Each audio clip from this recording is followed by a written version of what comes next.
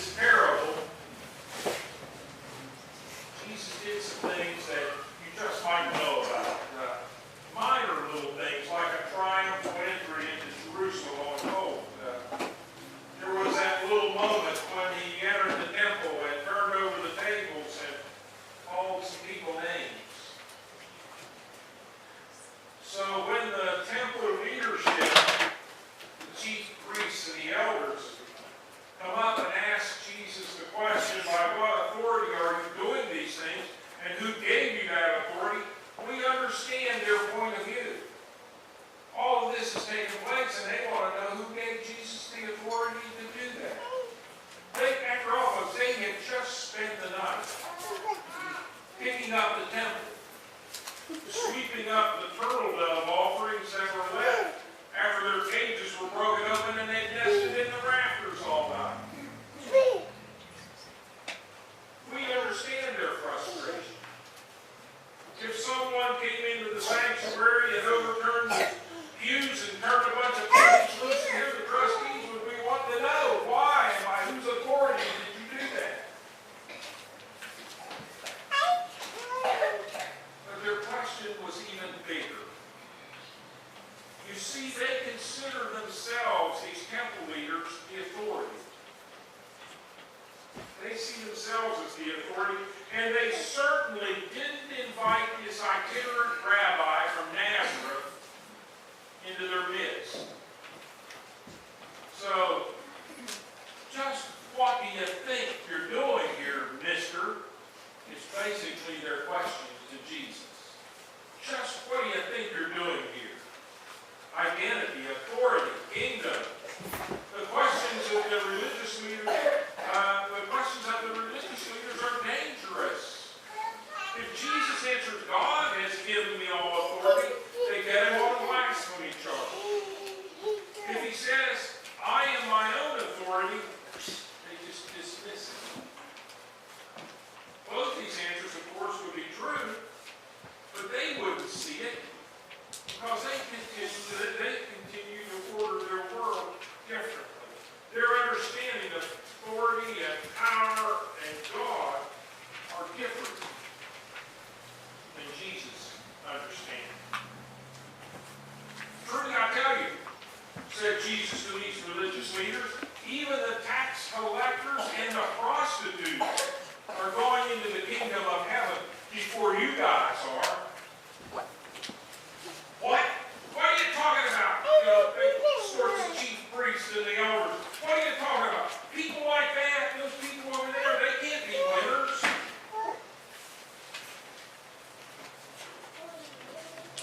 Jesus says, John came in the way of righteousness. They didn't believe it.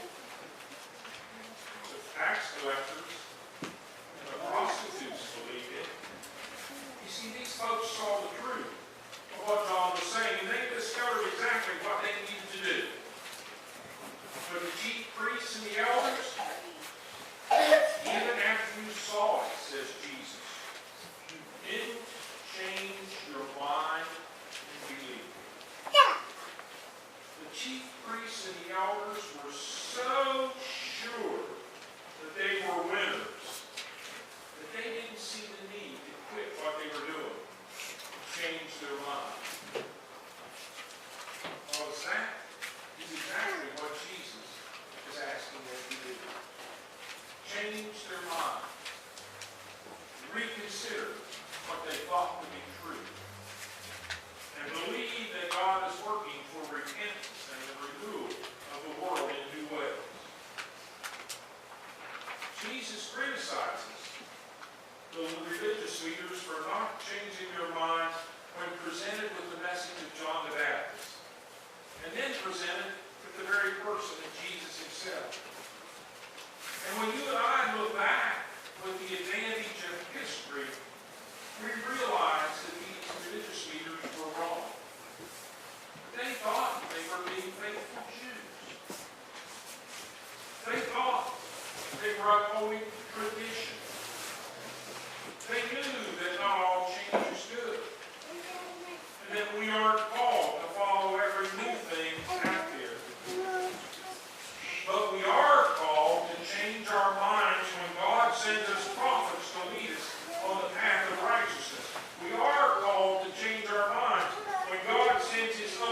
Son to live among us and to teach us what sacrificial love looks like.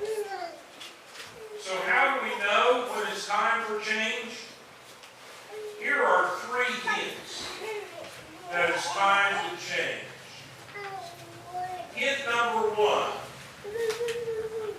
Your heart is not in it. Your heart is not in it.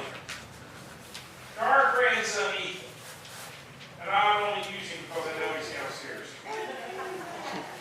Our grandson Ethan started out in t-ball. Not this summer, but the summer before he started playing t-ball. And if you've ever gone to a t-ball game, you know that there's not a lot of action. There isn't. Ethan easily got bored along with about 30 other little boys and girls who were just standing around in the outfield and the infield, just hoping someone would hit the ball and pass the pitcher. Many of them were on their hands and knees in the dirt on the baseline, drawing circles, getting hands full of dirt, throwing it up in the air. And the ones in the outfield, they were standing there like this, not looking for fly balls, but watching airplanes and birds fly. Ethan's heart just wasn't in it. There wasn't enough action to keep Ethan occupied. And it was time for a change, and Ethan knew it. See, there's a lot more action running and kicking the ball playing soccer than there is playing t-ball. And soccer just happened to be a piece of that. Have you ever felt that way about a job position that you've held or a lifestyle that you've been living? Have you ever felt that maybe it's just time for change? That your heart just isn't in it. That you need to be doing something different. And maybe it's time to change. Hint number 2. You cannot see the path forward. You know, Jesus senses these temple leaders are trying to trap him when they ask, by what authority are you doing these things? And who gave you the authority to do them? So he answers their question with a question. And he says, he asks them, did the baptism of John come from heaven, or was it of human origin? Well, the priests and the elders argued among themselves, and they discovered that they were trapped. If they said from heaven, he will say to them, then why did you not believe him? But if we say of human origin, then we're afraid of the crowd, for they regarded John as a prophet. So they answered Jesus, we don't know. We don't know. You see, these religious leaders cannot see the path forward, knowing that they will get in trouble if they attribute the baptism of John to divine or human origin. And so, being stuck, they should change their minds and consider the truth of what Jesus is teaching. But they don't. Instead of changing course, they remain stuck on the path they are on, and it's a path that will lead them to flock to the death of Jesus. As for Jesus, he refuses to answer their question about authority because they won't answer his question about authority. They have changed what they're going to do in order to discover that Jesus does have the authority to teach, to heal, and to even forgive sins. Lastly, hint number 3. You've been avoiding what God wants you to do. See, the first son in the parable declines his father's request to work in the vineyard, saying, I will not. Bob shared with us. On a spiritual level, we might say that he is avoiding what God wants him to do. But then he drops his resistance. He changes his mind. And he goes to work in the vineyard.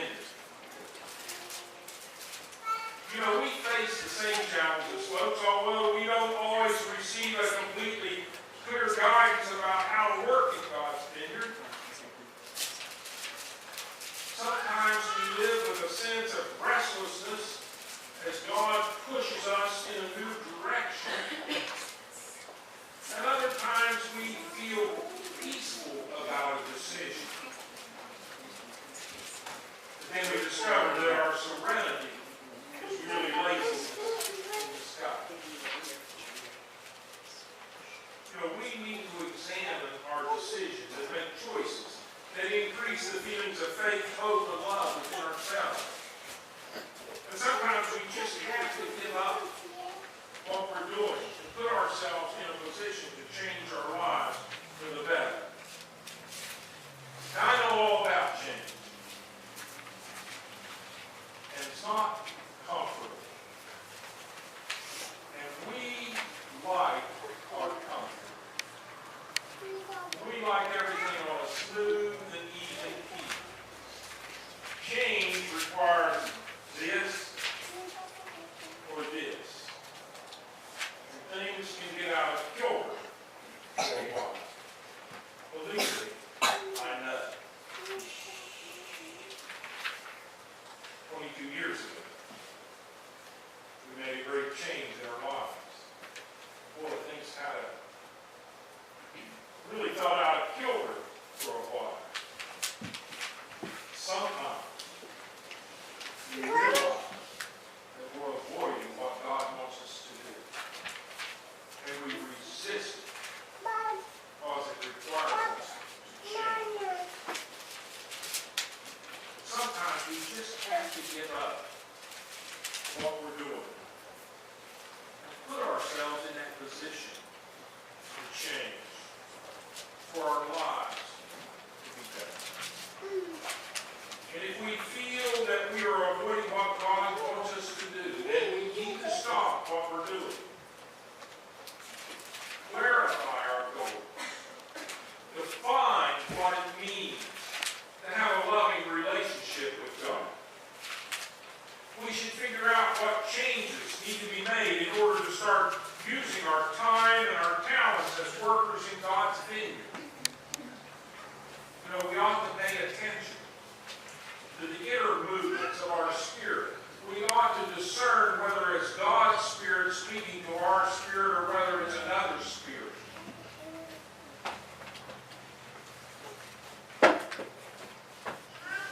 We need to pay attention to those inner movements of the Spirit and make choices that will increase our faith, our hope, and our love.